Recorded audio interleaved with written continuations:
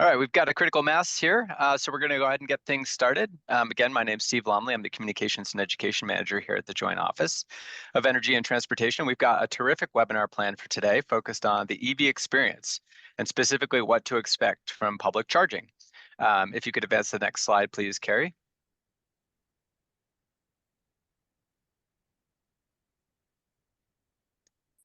So as we get started, just wanted to point out a couple of things.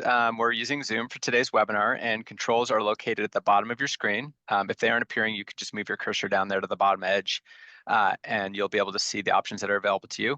We are going to be taking questions using the Q&A window at the end of today's presentation, but you can go ahead and submit questions at any point so that we've got them ready when we're able to address those with the panelists.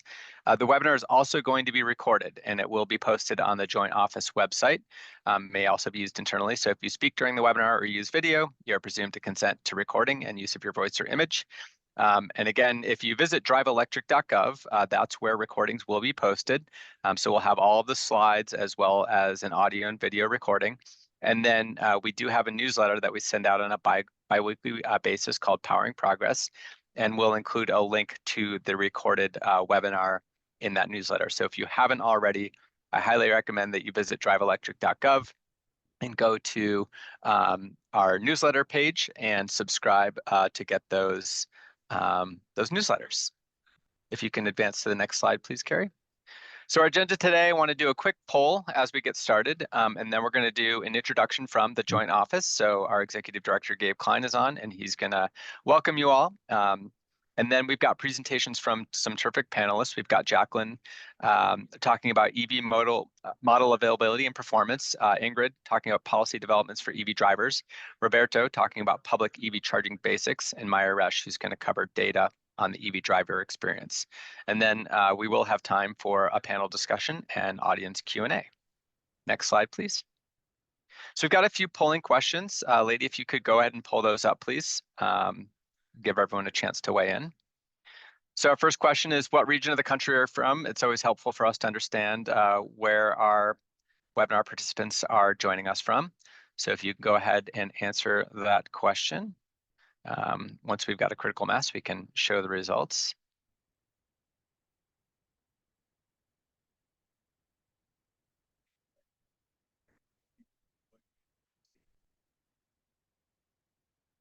All right, if we've got some good responses, let's go ahead and see what we've got. Great. Folks from all over the country, which is great. And do we have another polling question as well? Also helpful to understand if we've got folks from government or private industry, professional associations, that kind of thing.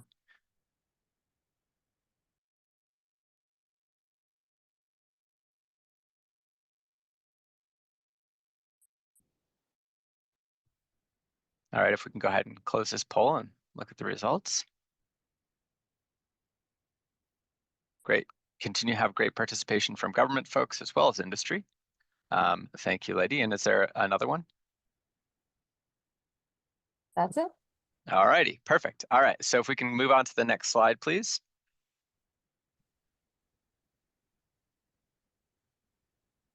All right, we've got Gabe Klein joining us here. So I'm going to turn over to Gabe. He's our Executive Director of the Joint Office of Energy and Transportation. Gabe, take it away. All right. Thank you so much, Steve. Thanks, everybody, for coming. Thanks for our panelists. We can go to the next slide. So what I want to chat about real quick is what we are doing here. The Joint Office, we have our mission, as you can see there, to accelerate an electrified transportation system that's affordable, convenient, equitable, reliable, and safe. And this sound like just words on a page, but they're absolutely crucial to what we do. And we don't necessarily differentiate between who's funding what. There's a lot of private sector funded chargers out there. There are wholly state-funded, city-funded, and there are federally funded with match. But our job is to look across the entire system and look to meet those requirements. So you'll hear today about the ChargeX Consortium. You're going to hear a lot about charger, or what's happening in the private sector in terms of vehicles and chargers. The goal is, as we switch over from a fossil fuel powered transportation system to an electric powered system, as you can see here, we've actually doubled the number of ports since January 2021, when this administration took office. There's a lot of work to do behind the scenes, whether it's cybersecurity, reliability, usability. We're going to talk about all of that today.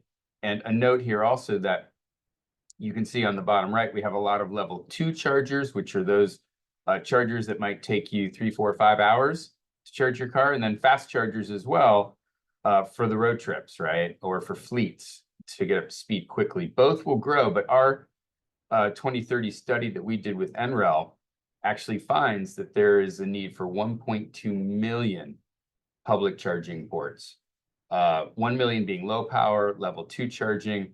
And the US is on track to meet this target. And as the CFI grants, and we just awarded $521 million with federal highways just a few weeks ago, go out, you're going to start to see a lot more ubiquitous level 2 charging to complement the DC fast charging. And all of the money from the federal government is really meant to plug holes that aren't being, needs that aren't being met, if you will, by the privately funded system. And this is a great, I think, example or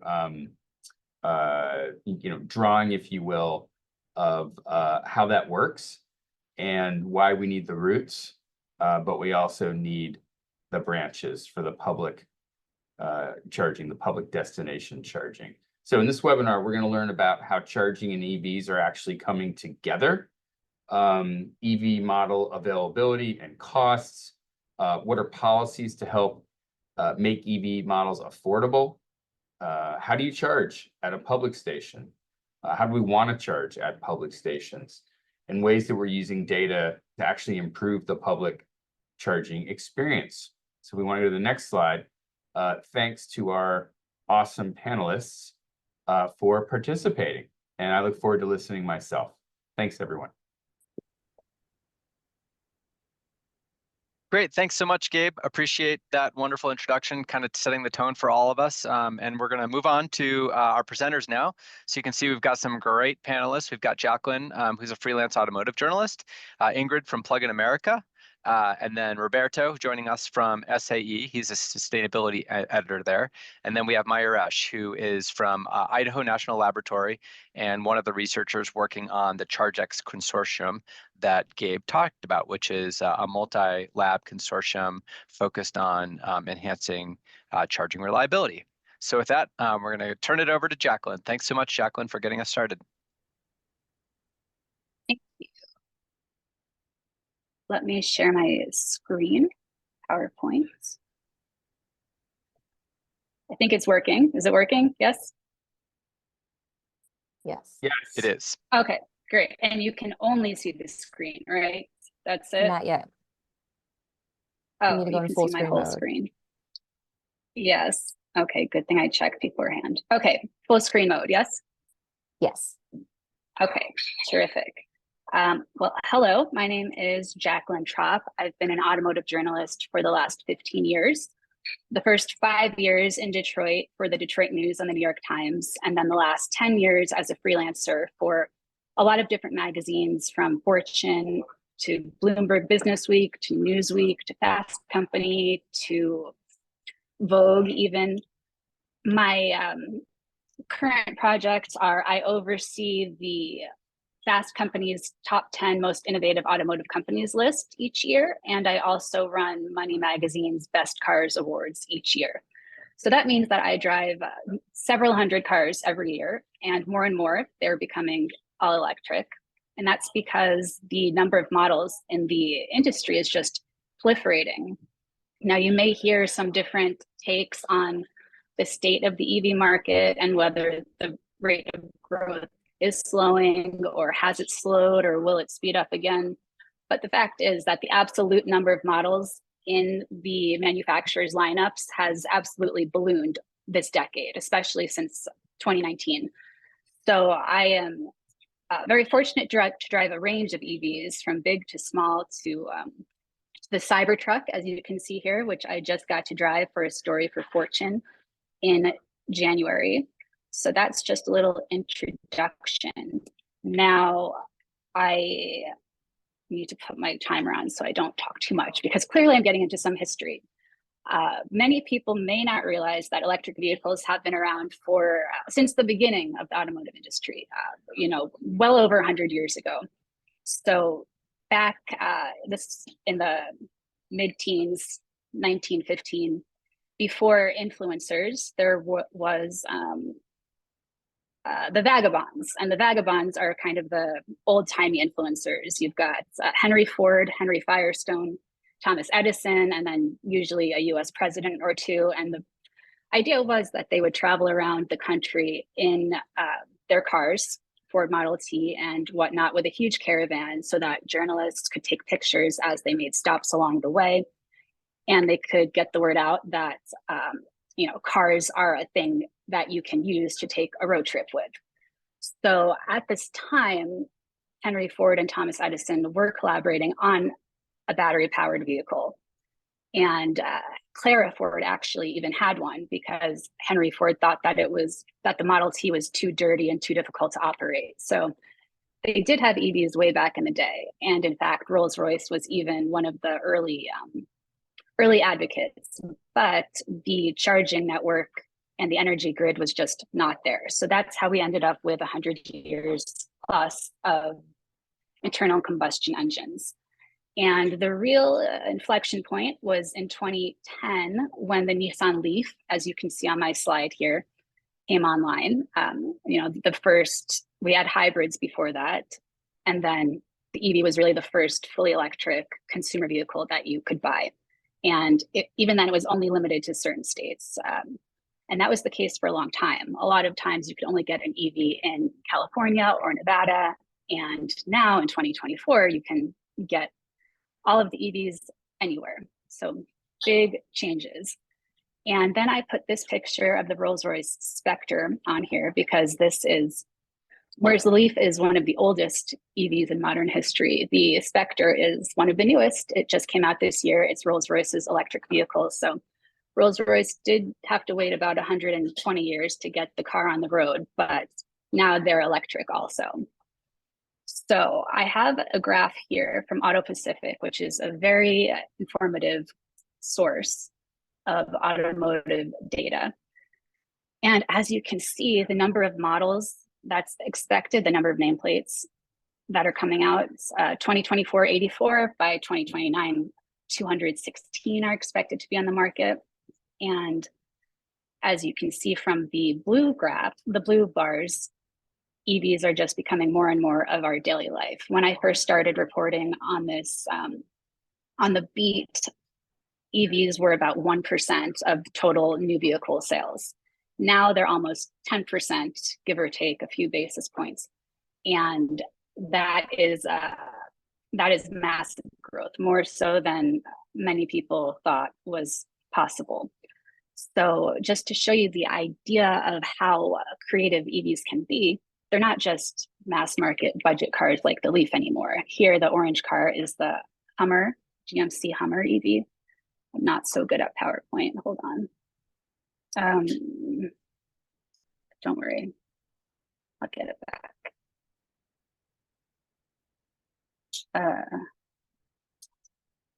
I don't know. Okay. Not yet, Sorry. bottom right, where it looks like a projector screen. You got it. Oh, Yeah. yeah. Okay, that one. Perfect. I was using the one that didn't look like a projector screen. Okay, so that's the Hummer EV. And then in the middle, the blue car is the new Mercedes G-Class electric, which is, I think that the Mercedes CMO said that if the G-Wagon can go electric, then anything can, because no one would really think to pair an electric motor or several electric motors with a car that's known for driving up rocks and through mud and down mountains. And then, of course, at the bottom is the Ford F-150 Lightning. The F-150 was the best-selling nameplate in the United States for more than 4 decades. So to have that car go electric was pretty groundbreaking at the time, a couple of years ago. So I really just wanted to give you an idea today of all of the new models on the market because they can be big, small, SUVs, sports cars, sedans. They can be for off-road. They can be for the racetrack. They're pretty much, the idea is that there's really a car for everyone. There's an electric vehicle for every need out there, whether you're just a household of one or whether you have, daily carpools with 7 kids, you'll find something that's electric. And before I talk about range, I'll just give you an idea here. We've got the Kia EV9, which is a 3-row SUV that's all electric, which is, it's won a lot of awards.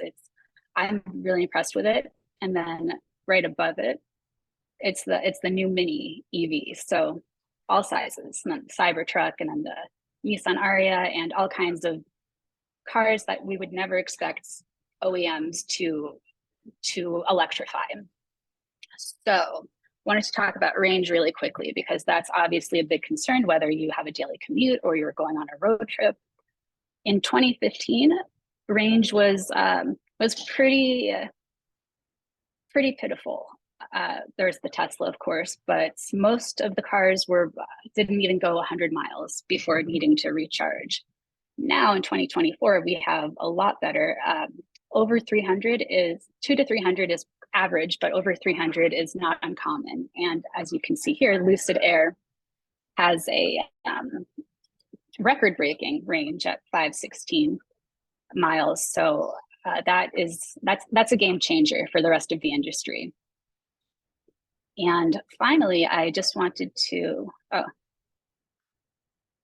talk about some of the upcoming models that I'm really excited about. We've got a Lucid Gravity. We have, Lucid Air, which is on the market now, Rivian. It's not just the established automakers. The idea with this slide is that there's many startups. There are some startups that have not succeeded, but there are also a lot of startups out there that are really doing well and going toe-to-toe with the legacy automakers. I wanted to touch upon pricing. As you can see here, the Nissan Leaf is the most affordable at $29,000, and it maxes out right now with the Rolls-Royce Spectre at $420,000. So EVs, the pricing is all over the place, and I think other speakers might touch upon this, but the idea is that the battery is about $10,000 more than you'd pay for a gas vehicle. And residual values are somewhat of a concern for buyers because we don't know how those values will hold up. But a lot of the models that are coming on are, yes, there's some that are very expensive, like Rolls-Royce and Lucid and Porsche, but Nissan, Hyundai, Kia, they're all making affordable EVs these days.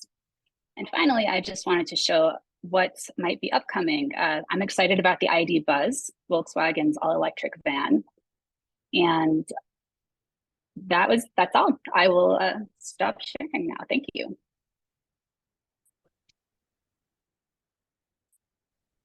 Great, thanks so much, Jacqueline. We're gonna pull up slides for our next speaker now.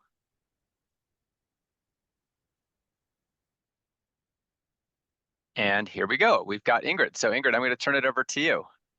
Great, thanks, Steve. If you could advance the slide, or whoever, the magic person behind the screen.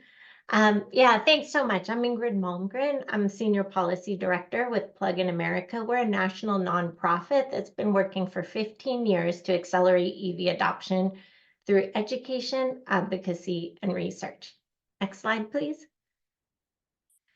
So my job today is to talk to you, give you an overview of electric vehicle policies. There is a lot happening in the EV policy space, so buckle up and let's go. I'm going to talk about vehicle standard. Oh, if you could go back one, I'll just give a quick overview. Talking about vehicle standards. So this is basically incentives for automakers to make cleaner and more energy efficient vehicles. We'll talk briefly about charging infrastructure investment. And I think some of my colleagues later, other presenters will talk a lot more about this. And we'll also talk about EV incentives. So now we can go forward to vehicle standards. Okay, next slide, please. So the two green boxes on this slide are federal standards, and the light blue box is a state standard. So the EPA emission standards limit tailpipe emissions from an automaker's entire fleet, and every year these get more stringent. CAFE standards encourage automakers to make more efficient vehicles, and again, this is measured over their fleet and also gets more efficient, requires more efficiency every year. Advanced Clean Cars 2 is sort of linked off of the EPA emission standards, but historically, California has had serious air quality issues. And so they have the authority to develop and adopt more stringent emission standards. Other states don't have this authority, but other states can adopt California standards. And to date, 12 states, including the District of Columbia, have adopted ACC2. Next slide, please. So what does this have to do with electric vehicles? So we're talking about emissions, we're talking about efficiency. So using the emission standards, since they're measured over an automaker's entire fleets, and since electric vehicles have zero tailpipe emissions, the more EVs a manufacturer makes, click, click, click, it brings down the fleet average, making it easier for automakers to reach their goals. Thanks. Next slide. So what you can expect to see from these is more efficient vehicles, more vehicle options and choices, less expensive vehicles to fuel because they're more efficient, and better air quality. Next slide. Okay, let's move on to charging infrastructure investment. So since the passage of the bipartisan infrastructure law, there has been $7.5 billion committed to building out charging infrastructure for electric vehicles in the United States. You can flop to the next slide, please. So I think you'll hear more about this, and you heard some of this from Gabe. The NEVI formula program is all about building out a huge national network of fast chargers. So you can go from state to state easily and efficiently and never be more than 50 miles away from a fast charger. There's $5 billion allocated to this program, and it goes through the joint office and it goes to the states through a formula program. And as Gabe mentioned, 8 states are up and running, and there's 40 states now that are underway and moving toward installing chargers. Next, please. So there's also corridor grants, which further build out these corridors and other corridors for charging, but there's also community grants. And these are really important because, as Gabe mentioned, if people don't have access to home charging, I mean, if you have access to home charging, you have it made. It can't possibly get easier. You plug it in, you plug your car in like your phone, you go to bed, you wake up fully charged, you're ready to go. You never have to build time in to stop on the way to work to get gas. It doesn't get any more convenient, and it's really inexpensive. But if you don't have access to home charging, it's really important to have community charging and workplace charging. And the community grants really help build out community charging so that everyone can drive electric. I won't go through the numbers because Gabe covered that, but there are a lot of chargers out there. I have 192,000 public charging ports now available throughout the country. Next slide. So charging infrastructure investment also includes tax credits for EV charging. So there's up to $1,000 for a private charger, for a home charger, and up to $100,000 in tax credits for installations of public charging. Now, there is a geographic constraint that these must be in non-urban or low-income census tracts, and there's maps online at the DOE if you're interested in finding out where those are. Next slide. Okay, EV incentives. Next. So this is a high-level overview of EV incentives. Federal tax credits are available everywhere. State incentives are available in some states, and many utilities, of which there are 3,000 in this country, also offer incentives. The best thing about these incentives is that they can be layered like this lovely cake or stacked, and they all add up so you can get some really, really amazing deals through incentives on electric vehicles. Next. So looping back up to the federal level, there's clean vehicle tax credits of up to $7,500 on new EVs, up to $4,000 on used EVs, and up to $40,000 on commercial vehicles. Next. Beginning in January of this year, the tax credit became transferable. So typically the way federal tax credits work is you purchase your electric vehicle or whatever you're getting, and you pay for it or finance it, and then you file your taxes the next year and you get the money back. With the transferable tax credit, you get the money at the point of sale. You can use it for a down payment. You can use it to lower your payments. It's money that you don't have to finance. And buyers no longer need to have tax liability, which is a huge equity win. Next. So I'm not going to get into all the details of the tax credit, but I encourage you to go to pluginamerica.org and either print or download one of our handy dandy checklists if you're looking for new or used EVs. Next. They'll help you determine whether you're income eligible and also which vehicles. They'll point you to fueleconomy.gov so that you can find out which vehicles are eligible for the tax credits. Next. They'll tell you where to find a dealer because dealers need to be registered with the IRS in order to administer the point of sale or any tax credits. Next. And finally, when you get to the dealer, they'll tell you what to expect from the dealer and what you need to do to ensure that you get your tax credit. Next. Finally, commercial clean vehicles. Commercial clean vehicle tax credits will be used for two things. They'll be used for fleet vehicles, and since the tax credit has this super cool direct pay option, it means that tax-exempt entities can still access these tax credits. So nonprofits, schools, churches, even entities that don't typically pay taxes can still access these discounts on electric vehicles for their fleets. Next. And the other thing that the commercial clean vehicle tax credits will be used for is for leases. Automakers finance companies purchase the vehicles and they use these commercial tax credits, and they can then pass these along to you through leases. That way they can be used as a down payment or to buy down your lease payments. It's really important to check that the vehicle you're interested in, that the manufacturer is actually passing these tax credits along and that the dealer does too. Next. So quick recap, we've got vehicle standards that encourage automakers to make more efficient and cleaner vehicles, including electric vehicles. We've got charging infrastructure build out that is just growing every day and creating a really robust network all across the country and in communities. And finally, we have EV incentives that make electric vehicles, whether they're new, used, or commercial, more affordable. And that's all I have.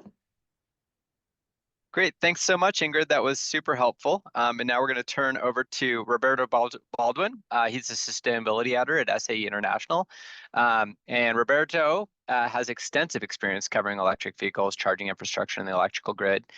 You may have seen his work in magazines like Wired, Engadget, Car and Driver, Autoblog, Popular Science, and others. So Roberto, excited to hear what you're going to share with us. Hi, so I'm going to talk about the state of charging. The state of charging is, well, it's getting better, but it still needs improvement. Typically right now, if you have a gas car, you want to go somewhere, you just get in the car and you go. I want to drive to Nevada. I want to drive to Montana. I get in the car and I don't have to worry about finding gas stations because they're so ubiquitous.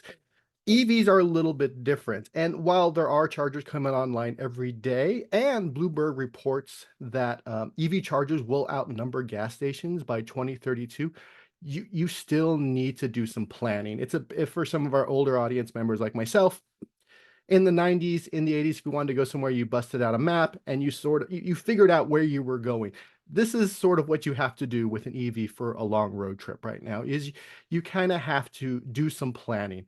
And fortunately, there's the help of in-car navigation, which has gotten better. For a while, in-car navigation essentially just didn't tell you about charging. And now more and more EVs are coming on the market that are sort of mirroring what Tesla does, where it tells you where to charge, when to charge, and how long you need to charge in order to make it to your destination, and gives you your state of charge when you reach that destination. Outside of those, there are also a few apps that you can use. There is a Better Route Planner, which is a really great application and online resource that'll help you sort of plan out a trip. It has recently been purchased by Rivian, but it's still available to anyone who wants to use it. And of course, Charge Hub, which has been around for a while, it just sort of tells you where all the charging stations are, and you can set different filters. So if if you're still driving a Nissan Leaf, you can use, it'll tell you where all the CHAdeMO stations are. It'll tell you DC fast charging, Tesla charging, level 3 and level 2 charging.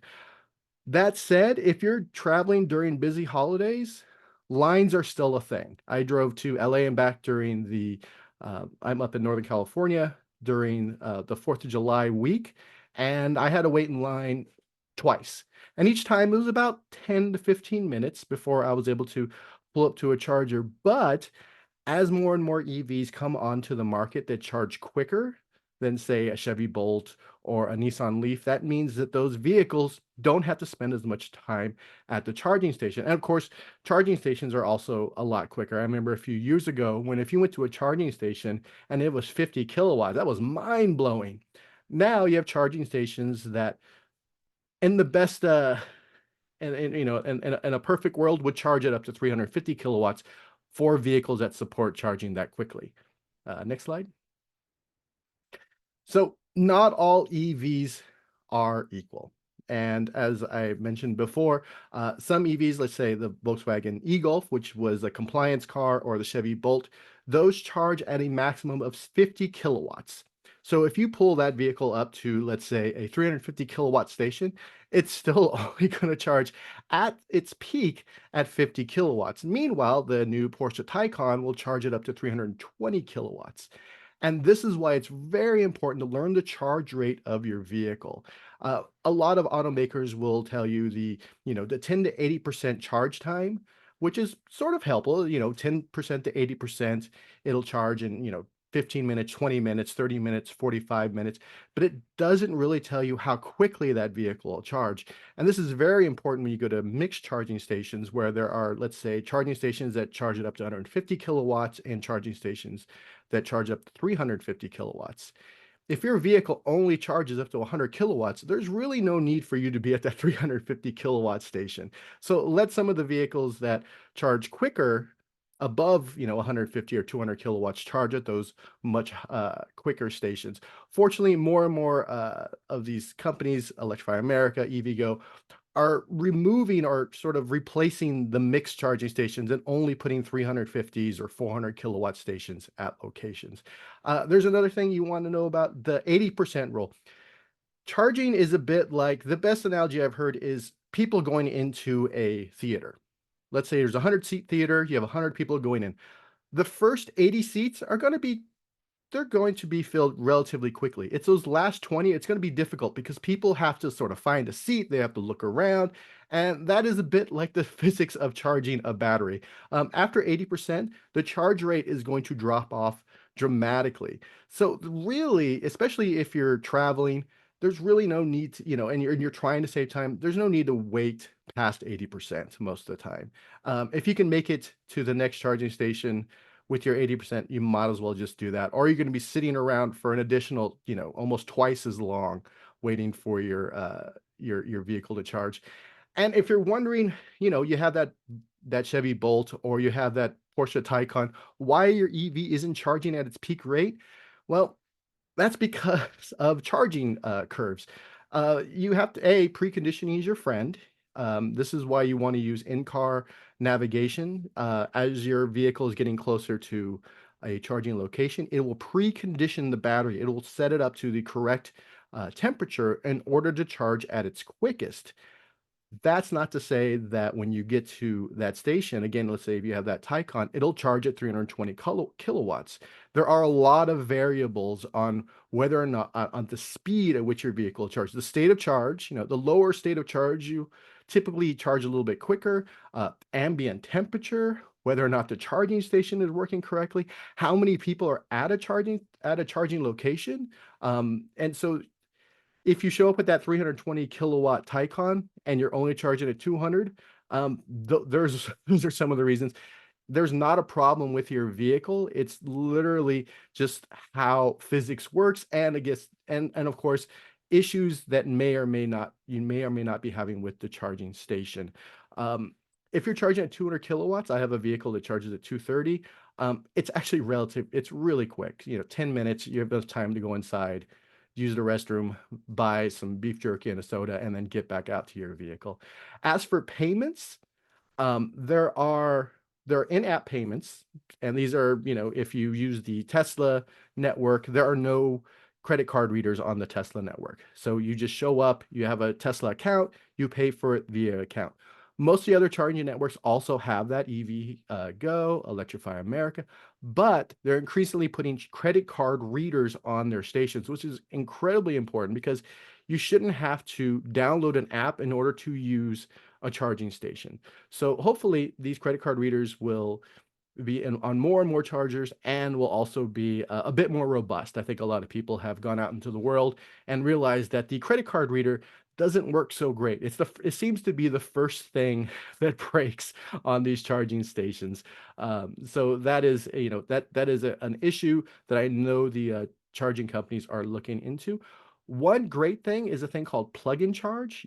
With a Tesla, if you just plug in your Tesla, it'll just start charging because Tesla knows that your car is plugged into their charger and it just goes. Ford also supports plug-in charge, and it works with, I believe, EVgo, Electrify America, and with the Tesla network. So if I have a Mach-E and I pull up to one of those stations and I plug in, the charging supplier knows that, oh, this person has an account based on your vehicle, and it just starts charging. You don't have to worry about credit cards. You don't have to worry about loading an app. It's actually very, very convenient. But again, I still think credit card readers are an important part of the future of EV charging. If there are people, again, they don't want to use their app in order to charge their EV. Next slide. So let's talk about the future of charging. And the future of charging is the Tesla charging port, aka NACS. Also the SAE J3400. We're just going to call it NACS going forward. You don't need to panic. It does not mean that CCS, which is sort of the standard right now, that is not going away. Charging stations will continue to support CCS for decades. And how do we know that? We know that because CHAdeMO, which is essentially only available on the Nissan Leaf and some Mitsubishi vehicles, it is still available at most charging locations for one vehicle. So if CHAdeMO is going to be supported for years after Nissan is no longer offering it, that means that CCS is not going anywhere. So do not be concerned that if you own or you plan on buying an EV that has CCS that has not moved over to NACS, don't be concerned. It's not, you shouldn't be worried about this. This is good 10, 15, 20 years in the future that maybe they'll start removing CCS from stations. And one great thing is that places like ChargePoint actually have a station that has CCS and NACS on the same cable. So it doesn't matter, what you pull up with, you're going to be okay. As for adapters, I know a lot of people have been asking about adapters for their vehicles so that they can use the Tesla charging network. I would say stick with the automaker's hardware for now, just because it's a known entity. So if there's an issue, you can talk to the automaker. And I'm always a big fan of, yes, I love to save money, but not at the expense of safety. And some of the adapters might not be from the best manufacturers or suppliers. So for now, if you have a Ford Mach-E, get your adapter from Ford. If Hyundai, the Hyundai Motor Group will be, they'll have adapters available, I believe, at the beginning of next year. Get those adapters from Hyundai. As time progresses, there'll be better adapters on the market. I think there is one that's actually pretty good, but for the most part, especially for those who just aren't in the weeds with EVs, stick with the automaker's hardware or what the automaker is offering up for now. Next slide. So now we talk about the cost of charging. Home is incredibly cheap. It's I did the ROI on or the cost between my Hyundai Kona electric versus my Subaru BRZ. And for 100 miles, and these are old numbers, but for 100 miles, it was 3 times more to drive my gas car. And that is with home charging. That means I'm paying like 24 cents per kilowatt hour. I live in Northern California. We pay a lot of money for electricity and gas. But even that, it's it's cheaper to charge at home if you can do it.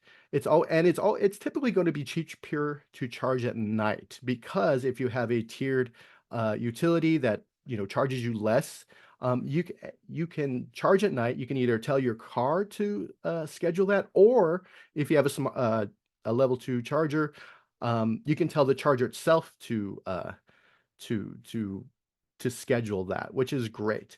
As for DC fast charging, I'm seeing rates about 56 cents per kilowatt hour, and that is kind of, depending on where you live, it's a bit on par or lower than the cost of gas for say a Corolla, or a vehicle that has good efficiency. So you're gonna want to, if you can charge at home, try not to use DC fast charging as much, unless again you're on a trip, and even then you're going to be either on par or a little bit cheaper than what it would cost to drive a gas vehicle on that same trip. As for the location of stations, again, I can't tell you enough to use the apps that are available from all of these charging companies. Also use, again, ChargeHub, and also the app from Rivian. Sorry, the app from it is called a better route planner. It's barely a name. It's just it's more of a description. And then of course there are more and more stations coming online that have things like canopies. They're indoors. EA's, or Electrify America's San Francisco location, is a good indicator of something that's happening. And of course there's also truck stops, like Flying J will start offering charging locations, which is great because truck stops are, you can stop, there's food, there's drink, there's rest. Some of them have dog parks. So yeah, charging is getting better. It's going to take a little bit, but yeah, there you go.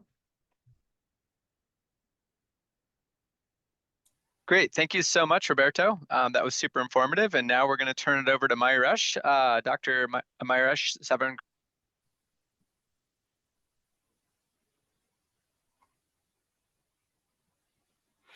Hey guys, I hope my audio is great. I'm gonna talk about understanding driver feedback and how we can use AI and machine learning and all of the cool stuff to improve charging reliability. So whatever Roberto said, we just are trying to improve that through our efforts under the ChargeX consortium. And I'm gonna also talk a little bit as I start my slides as to what ChargeX consortium is. Before I do that, as Steve said, my name is Mayuresh, and I work for ChargeX at Idaho National Laboratory. So at ChargeX, which is funded by the Joint Office, our vision is any driver, any electric vehicle, any charger, first time, every time. As soon as you pull up to a charging station, as soon as you plug it in, it has to charge. That is our vision. That is where we want to get to. But we're getting there slowly. So how can we accelerate this whole process?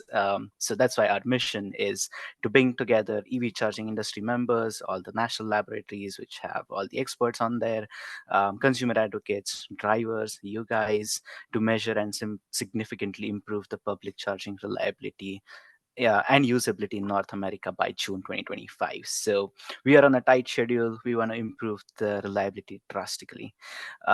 Click. I have a few animations within the slides. I'll just call click. So the scope of today's presentation is how to measure charging reliability. My boss often tells me that to improve, we need to measure first. And that's what we're going to talk about today, is how to measure charging reliability first, and then how do we go from there to improve. So there are two ways to measure public charging reliability. And I tried to give a very high level graphic in this slide where we have the bottom up approach where you pull up to every charging station or you take a few chargers, go to labs, plug it in, try to do some kind of a regression testing and see how it goes, if there are failures, if everything is working well.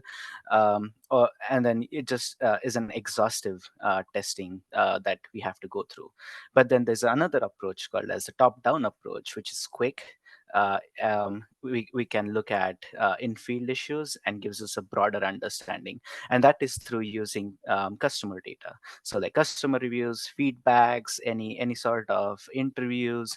So every time you go and pull up to a charging station, you say maybe Electrify America's app or someone else's app, there's some sort of a feedback loop that comes in and says, how was your charging experience? So I want you guys to always fill that out so that we can use that to populate some key performance indicators which help us measure charging reliability. And that is the approach I'm going to talk about today, is how do we really use driver feedback to improve the overall charging experience. Next slide. So under the ChargeX consortium, like I said, we have a host of different partners, and then everyone comes in together and tries to brainstorm, like what are all the issues that customers face on a day-to-day basis. And Roberto excellently touched on some of those. And trust me, we haven't been planning this with Roberto before, but this is the categories that we came up with ChargeX consortium. So customer pain points are the individual pain points. So there's no restrooms, for example, or the charging went too slow. But then once we want to look at the data in like a holistic fashion, we need to bin them. So under the ChargeX consortium, we came up with 6 broader categories, which are called as customer pain point categories, and they're as follows. The first one is finding a charger. Were you able to find a charger? Did you have any issues finding a charger?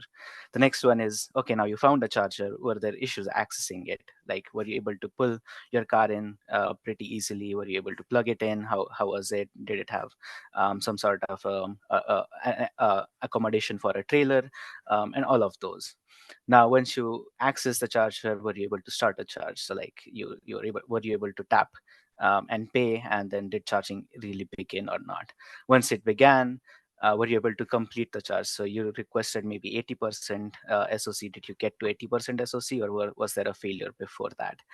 Once you got to your desired SOC, for example, like I said, were there any problems getting there? If there were problems getting there, were you able to get to customer service really quickly? So how was the experience of getting help? So that's the next category. And then the final category is how safe or comfortable were you? Because that's what is really important, that we want you to charge the vehicles, but then also look at the safety and the comfort of the driver themselves. So these are the 6 categories. And what they do is they help us take all of the issues that exist and then bin them up so that we can scale this analysis using machine learning, which is going to be our next slide. So how does machine learning and artificial intelligence tie into all of this? And I'm going to run through an example to show you how we really can do this on a larger scale. But imagine you're a customer and you attempt a charging session. So you pull up to a charger, you plug your vehicle in, and then sometimes it goes great, sometimes it doesn't go as great, and sometimes you're not able to get a charge. We want you to get a charge every single time, like I said. So we want to see what went wrong, and then a lot of customers write their feedbacks on those apps or those websites, just like you write reviews on for like restaurants. Sometimes people say, yeah, the charger was too slow, I had to try it multiple times. So we want to know what category that goes in. So click. So once you put that review in, what it does is it goes into a deep learning model, into an artificial intelligence model, and it says, oh, this customer probably had a problem starting a charge and completing a charge, whereas the second customer had problems accessing the charger or completing the charge. And that's how we try to bin all of those reviews and then try to perform an holistic analysis of what are the failures, where is it going, how good is the reliability, can we develop and populate KPIs from that. KPIs are key process indicators, like I said. And then what is the distribution? Was it specific to a certain EV? Is it specific to a certain charge point operator? So if you go to the next slide, I have Oh, okay. So this is where it helps with interoperability as well. So like I said, our vision is every driver, every charger, every EV, first time, every time. So right now, if you look at the left side of the slide, the analysis and the data and the insights are quite siloed. The customer pain points don't travel as much as they should to EV OEMs. And then the data that is at the EVMs doesn't translate back to the charge point operators. And then the system has some gaps in it. And that's why I say it's the insights that we get are quite siloed. So from there, if you can click, we want to go to the right-hand side, which is there's a seamless integration of the analysis. So we want to share the analysis between the customers, the EV OEMs, and CPOs to all go and populate the ideal KPIs. Next slide. So I try to pull out two reference cases in some of our analysis. Again, these are slightly hypothetical, so don't really focus in on the numbers. But in the top one, we see across the same EV OEM, sometimes we have EV1 and EV2, same EV OEM, a host of customers. They go to one charge point operator, and they have singular problems. Like EV-OEM1 on the left-hand side has problems starting a charge. EV2 for OEM1 has problems completing a charge. So starting and completing a charge go together. And we see that in this case, they are common. So there's probably some issues that are happening at the vehicle level itself, which needs to be informed from the vehicle to the CPOs and to the EVSE manufacturers. In the flipped case, we have the same charge point operator, but then they have problems finding a charger across both the vehicles. So the problems are not same across the vehicles; they're same. They're same across the vehicles. My bad. So what that tells us is that there's something, maybe an integration problem, or maybe there's an app problem. So that's the flip case, where we have dissimilarity between the issues across EVs or charge point operators. And this is the level of analysis that helps us really solve those interop problems, which I mentioned. And this is the holistic data and analytical overview that we really want to get that, because we take the learnings from these and then disseminate them to the different stakeholders. And we just present a framework. The actual beneficiaries are all the stakeholders, including you guys of this system. This is where we really want to go to. Next slide. So now, although customer pain points and driver feedback is really crucial, we want to build ideal KPIs. So what happens with the reviews that are usually written is that, okay, I did not get a charge. But why? Why didn't you get a charge? Was it too slow? What happened? Did the RFID fail? What stage did it fail?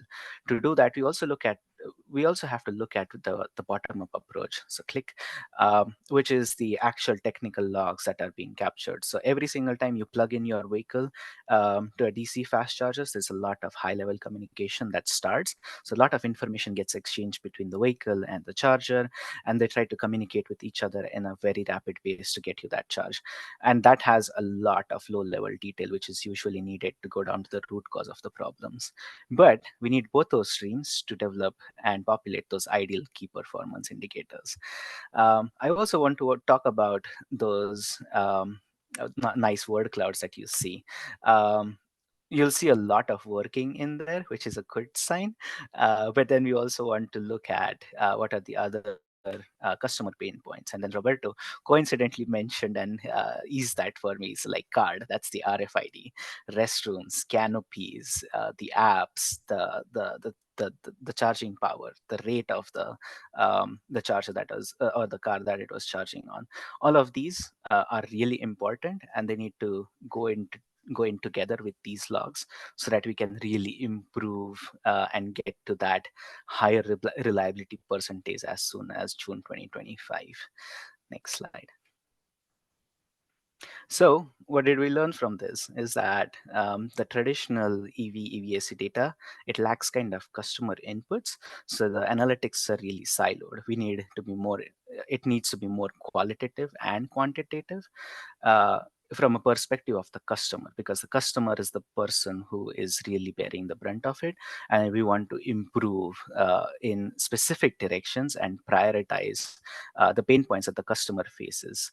To do that, we need data from you guys, the customers, the EV OEMs, and the charge point operators, and all three should help us populate the key performance indicators which measure charging reliability. And then once we measure the charging reliability, we should be able to tell that, okay, this is where the improvements should go, and that will drive the reliability way higher than what it is right now. So data from customers, CPOs, and EV OEMs all need to be fused together to build ideal KPIs, and that's how we use machine learning in one aspect of it and listen to the driver feedback to improve reliability. Yeah, this was my last slide.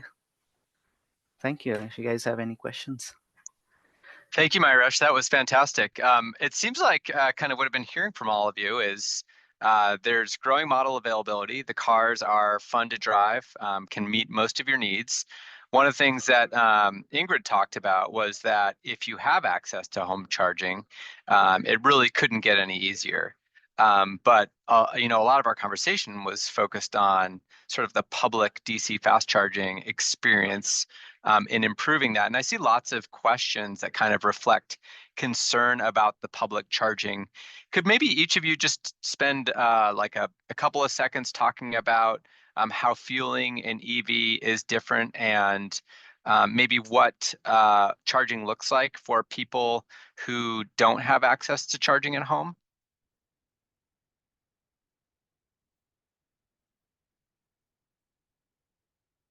Ingrid, maybe we'll start with you, since I know you've got a long history of driving an EV. How often do you use public charging?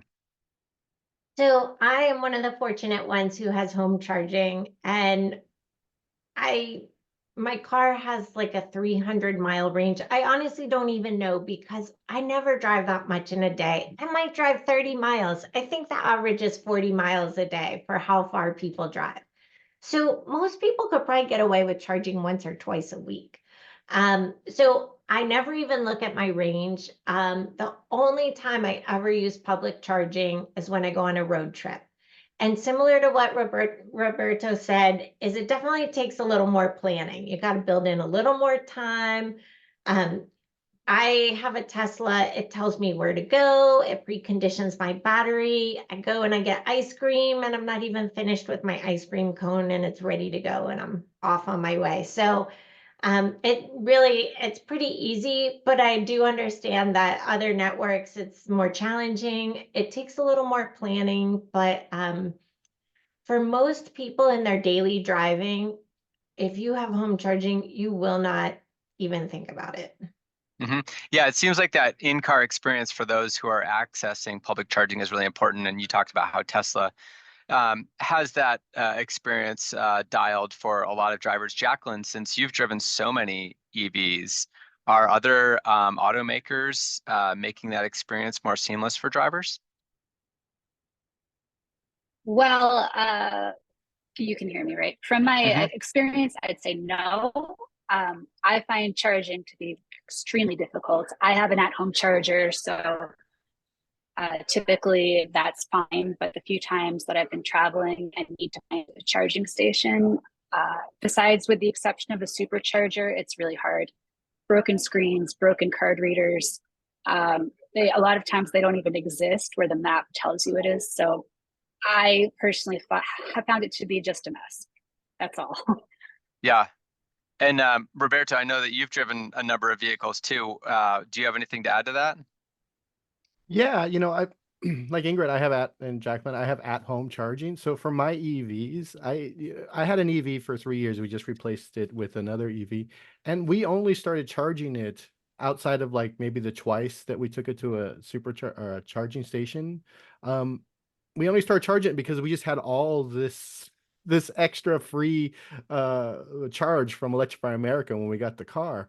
That said, when I do travel, what Jacqueline has seen, on one trip, there was a EA station that the app said it was there.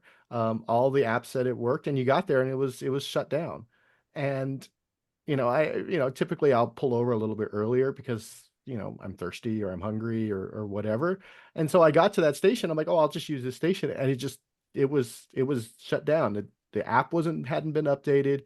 And so, yeah, it can be frustrating. It's always, especially now with early days, I mean, we're still in the infancy of EVs and the charging network, to, always have a backup plan, which is sort of a weird thing for, when you're used to driving a gas car across the country, where you're just like, well, I don't, there's going to be a Chevron station, there's going to be an Arco station. So, kind of, if it says, go 100 miles to your next charger, but there's a charging station at 80 miles, maybe you just stop at that 80-mile one. Yeah. So Mayuresh, I know, I mean, this kind of speaks to all of the information that you're trying to collect, right? And help identify key process indicators, that sort of thing. Broken screens, icing, like, are those all things that you capture? Yes, that's absolutely things that we capture, and we had to train retrain all our AI models to capture all of that, because people tend to speak a lot sometimes, and they also tend to speak very briefly. But then we Yeah. want to really understand what the problem is, so we capture all of that information. So every single time you have a problem, please write a review. We will try to take it in and then try to improve it. Got it. Well, I know we're out of time, but I'm just curious, are you all hopeful that the experience is improving, and that the newer stations that we're going to see coming online are going to address some of the issues that we've experienced for the last few years? Yeah, I think, a lot of these early stations were sort of cobbled together with off-the-shelf hardware and software that was new, and that created a lot of the problems. I think we're getting to the point of maturity with a lot of these charging station companies, where we're going to see better stations, more reliability, and of course, we're going to have more people who are working on these stations, which is something we didn't have before. And I would put a plug in for ChargeX Consortium, because Mayuresh and the folks on the consortium, automakers, the charging providers, like all these stakeholders are just really all working together to find all of the potential pain points. And really that collaboration is what's going to help solve this. Absolutely. And I know one other pain point that was referenced in the Q&A is there's no EV convertible in the US market. Jacqueline, is that going to change? There's talks. There's talks, but I will say that I set up an interview with the North American head of Mini, specifically to ask that one question, if a Mini EV electric convertible was coming, and he said yes. So that's all. There was other questions, and there was a whole article that had like really important information, but really I just wanted that one question answered. You can take the top off the Hummer EV and then call it a convertible, right? There you go. Great. Well, I want to be respectful of everyone's time. Carrie, if you could just pull up the remaining slides. As I mentioned, the recording will be posted on driveelectric.gov, so you can go and if you could go ahead and advance to the next slide, please, Carrie. You can go ahead and access that. But thank you so much. I want to remind everyone that National Drive Electric Week is coming up at the end of the month. You can find an event near you. There's lots of ride and drives that are hosted around the country. So there's a great way to experience an EV and talk to people about their charging experience, whether that be using public charging at home, at work, that kind of thing. And then last slide, please. So we've got some resources. We have a public EV charging infrastructure playbook. That's a great resource for communities that are looking to deploy charging. I know a lot of folks asked about signage and making it easier to find electric vehicle charging while you're on a road trip or driving around town. And the MUTCD is the traffic manual for electric vehicle signage, and we're seeing much improved signage around the country. And then community charging, we've got some great resources for how to deploy charging that meet kind of the need that Ingrid talked about for the folks that don't have easy at-home charging. How do you get charging installed in communities that is home adjacent? We're going to do more webinars like this. We've done quite a few, so visit driveelectric.gov. And then if we didn't get your question answered, please visit us at driveelectric.gov/contact. You can submit a question there and we will get back to you within a day or two. So Ingrid, Roberto, Jacqueline, Mayuresh, thank you all so much for joining us today. We really appreciate it. And thank you to all of our participants. Thanks. Take care, everyone.